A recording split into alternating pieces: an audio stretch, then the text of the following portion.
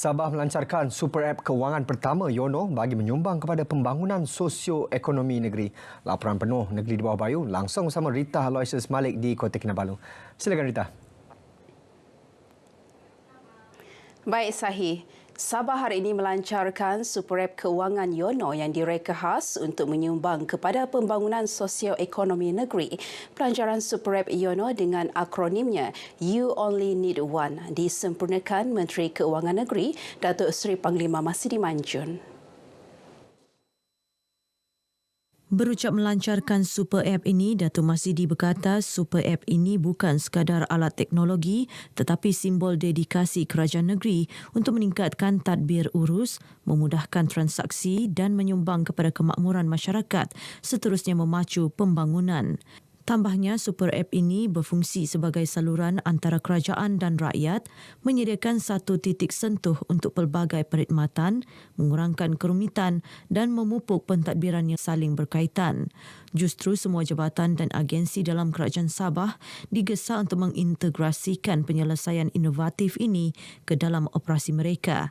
YONO dibangunkan badan berkanun di bawah seliaan Kementerian Kewangan Negeri, iaitu Perbadanan Pinjaman Sabah. Terdahulu dalam ucapannya, Ketua Pegawai Eksekutif Perbadanan Pinjaman Sabah George Tai Tim Tulas berkata, YONO merupakan bukti komitmen pihaknya untuk membawa kemakmuran kepada rakyat dan negeri ini. Warga pendidik di negeri ini diseru menjalankan tugas dan tanggungjawab dengan penuh amanah dan integriti. Ini penting bagi memacu kecemerlangan bidang pendidikan. Menteri Sains Teknologi dan Inovasi Sabah merangkap Esko Pendidikan dan Hal Ehwal Agama Islam Sabah, Datuk Dr. Muhammad Arifin Muhammad Arif berkata, kecemerlangan bukan hanya diukur dengan tercapainya sasaran kerja tetapi juga dinilai melalui integriti perkhidmatan. Jelasnya, kecemerlangan juga adalah cerminan diri warga pendidik sebagai penjawat awam yang berkhidmat untuk rakyat dan negara.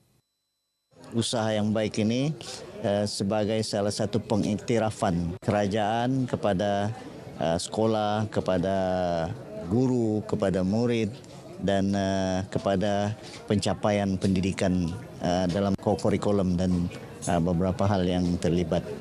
Jadi saya bagi pihak kerajaan negeri mengucapkan syabas dan tahniah kerana memang sesungguhnya Sabah antara negeri yang terkehadapan dalam pencapaian kurikulum seumpama ini. Datuk Arifin berkata demikian kepada pemberita selepas menyempurnakan Majlis Apresiasi Hal Ehwal Murid HEM peringkat Jabatan Pendidikan Negeri Sabah 2022-2023 di Putatan.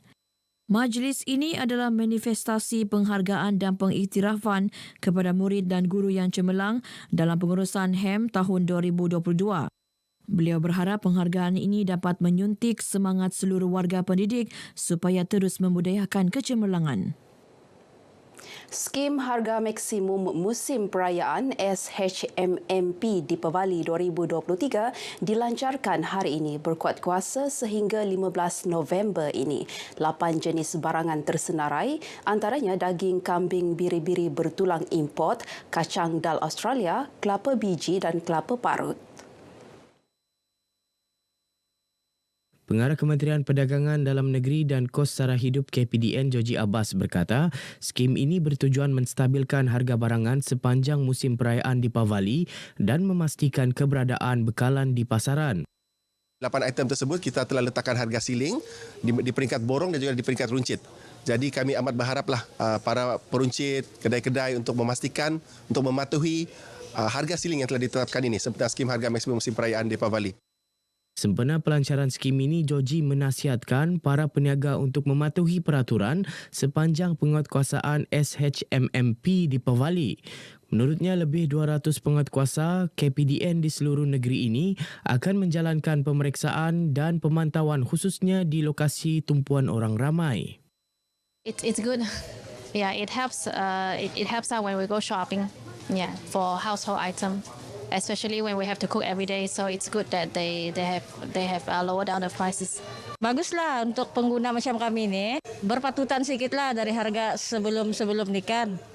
Jadi kalau musim perayaan ni lagi, barang keperluan pun banyak kita mau beli. So ada jimat sikit lah. Ini amat baik lah. Ya, satu cara kerajaan untuk mawar harga. Banyak kebaikan untuk rakyat lah. Especially kalau macam kami ini cuma pendapatan rendah, ngam lah dia buat begitu. Kasih kurang sikit harga. Dia kena kawal lah. Seramai 229 penerima darjah kebesaran, bintang dan pingat negeri Sabah sempena hari kelahiran rasmi ke-70 yang di-Pertuan Negeri Tun Dr. Johor Dato' Mahiruddin dalam istiadat pengurniaan sesi kelima di Istana Seri Kinabalu hari ini. Mendahului senarai penerima Panglima Gemilang Darjah Kinabalu PGDK, penolong Ketua Pengarah Jabatan Kastam Diraja Malaysia JKDM Zon Sabah, Datuk Muhammad Nasir Deraman. Turut menerima PGDK Setiausaha Agung APCO Datuk Nelson Wences Anggang, Timbalan Pengerusi Kumpulan Angkatan Hebat Datuk Stephen Jacob Jimbangan, termasuk Ketua Pengarang Utusan Borneo Datuk Lee Chong Angkui.